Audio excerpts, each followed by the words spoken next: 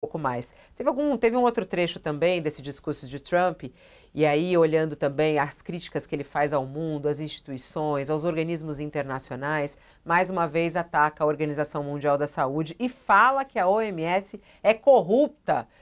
Trump foi com esse discurso forte contra a Organização Mundial da Saúde. Vamos ouvir. This is a time for big dreams and bold action.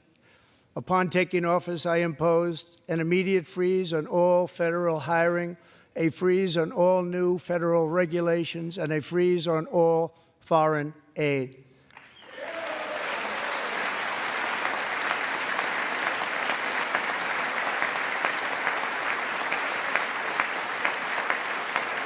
I terminated the ridiculous Green New Scam. I withdrew from the unfair Paris Climate Accord, which was costing us trillions of dollars that other countries were not paying. I withdrew from the corrupt World Health Organization.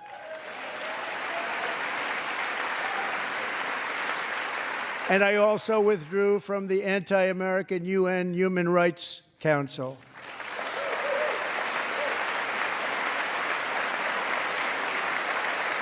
We ended all of Biden's environmental restrictions that were making our country far less safe and totally unaffordable. And importantly, we ended the last administration's insane electric vehicle mandate, saving our auto workers and companies from economic destruction. É muito impressionante esses discursos dele, né, Josias? Impressiona muito, sobretudo porque está repetindo na prática, fez um comício no Legislativo dos Estados Unidos, né? E por isso eu considero que a reação foi muito tímida, né? Você permitir que um parlamentar, que foi eleito, está ali porque teve votos, né, seja expulso do plenário porque protestou contra o presidente que estava fazendo esse tipo de discurso. Eu nunca vi isso, nunca vi isso.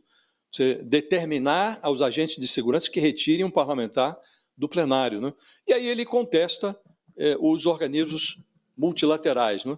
Chama de corrupta a Organização Mundial da Saúde, esculhamba com o Conselho de Direitos Humanos da ONU e, novamente, desqualifica também o Acordo de Paris. E os organismos multilaterais, eles já sofrem uma crise há muitos anos, né? O Donald Trump potencializa essa crise. O que se imaginou é que ele poderia, a partir do questionamento desses organismos, a Organização Mundial da Saúde, a OMC, a Organização Mundial do Comércio, ONU, a partir desse questionamento ele poderia estabelecer negociações bilaterais com os parceiros tradicionais dos Estados Unidos. Então despreza os organismos multilaterais, estabelece negociações bilaterais, mas ele não está fazendo nem isso, ao contrário, ele está brigando com os parceiros tradicionais dos Estados Unidos. Então ele está impondo ao mundo um unilateralismo que é inédito nas proporções em que se apresenta na administração do Trump. E é um governo imperial, né? Ele está impondo uma lógica imperialista ao mundo, né? E o Congresso avalizou esse comportamento, porque ouviram-se mais palmas do que protestos no Legislativo dos Estados Unidos. Então, por hora, ele faz isso, ele exerce os seus pendores imperiais sem contraposição, sem contrapeso, sem oposição no Legislativo. Então, por isso ele está governando, Fabiola, há 44 dias, hoje completa a administração Trump 44 dias, ele governa sem apresentar um mísero projeto no Congresso dos Estados Unidos. Ele está governando por decreto. Evidentemente, não recebeu mandato para algumas coisas que ele está fazendo.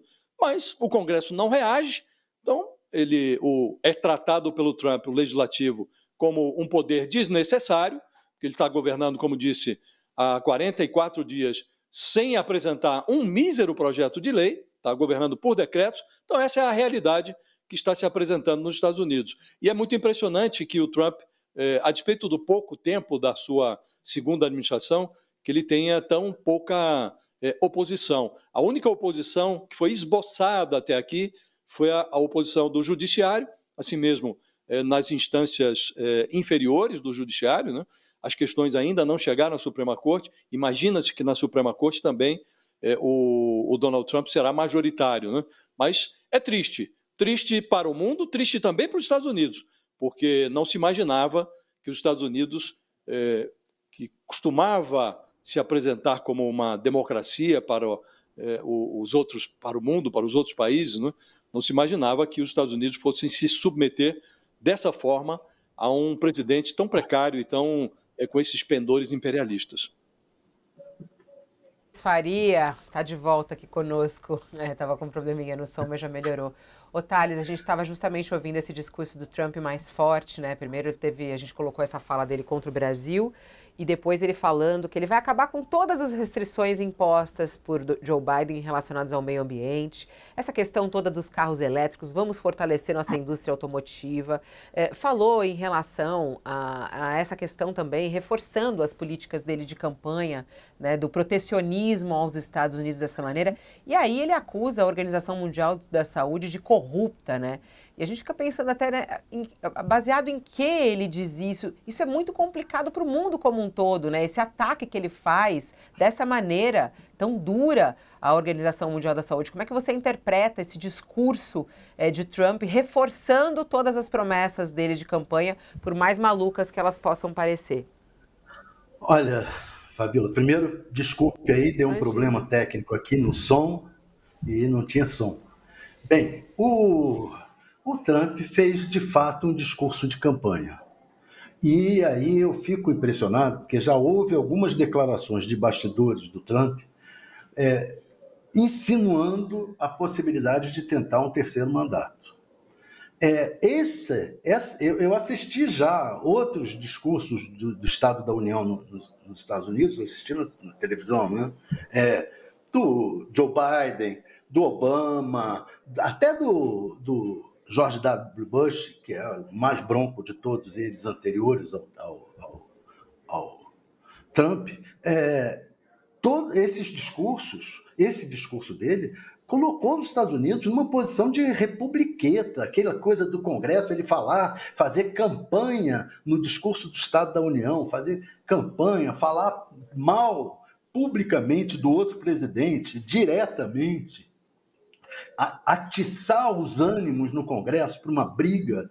Isso eu nunca vi desse jeito, não. Então, eu acho que o Trump fez um discurso de campanha e eu começo a desconfiar de que ele está em campanha. Está em campanha. O Trump está em campanha. E isso é um perigo, porque um presidente tem que ser um estadista, não tem que estar em campanha. E transformando os Estados Unidos numa republiqueta. Aquele espetáculo lá foi um espetáculo que você vê, às vezes, em discursos no Congresso de republiquetas do mundo inteiro. Não na maior nação do mundo. Não esse tipo de coisa na maior nação do mundo, no que se dizia era a maior democracia do mundo. Ali eu vi um autocrata discutindo tentando tirar uma parcela da opinião democraticamente eleita, tentando tirar essa parcela riscar essa parcela do mapa e atacando bravamente e falando apenas para outra parcela que batia palma como se batem palma para ditadores. Então, acho que foi um espetáculo deprimente. Não creio que o Brasil, sobre o que eu peguei no início do Josias falando, que o Brasil deva agir de maneira impensada, rápida, etc. Mas, e por isso, a diplomacia brasileira está consultando a diplomacia de várias partes do mundo para ter um discurso mais ou menos balizado pelo que está ocorrendo pelos outros países, pela reação dos outros países. Os outros países estão, exceto agora o Zelensky, que voltou atrás em tudo, se entregou, os outros países estão tendo reações cuidadosas, mas duras. Nós vamos também impor tarifas. Então, o Brasil vai ter que ter uma reação no mesmo passo do resto do mundo, muito provavelmente. Essa é a questão que eu vejo do que o Trump colocou ao colocar as cartas dele em jogo nesse discurso. Agora, basicamente, temos que ficar atentos porque ele não tem nenhum respeito pela democracia, pelas regras democráticas.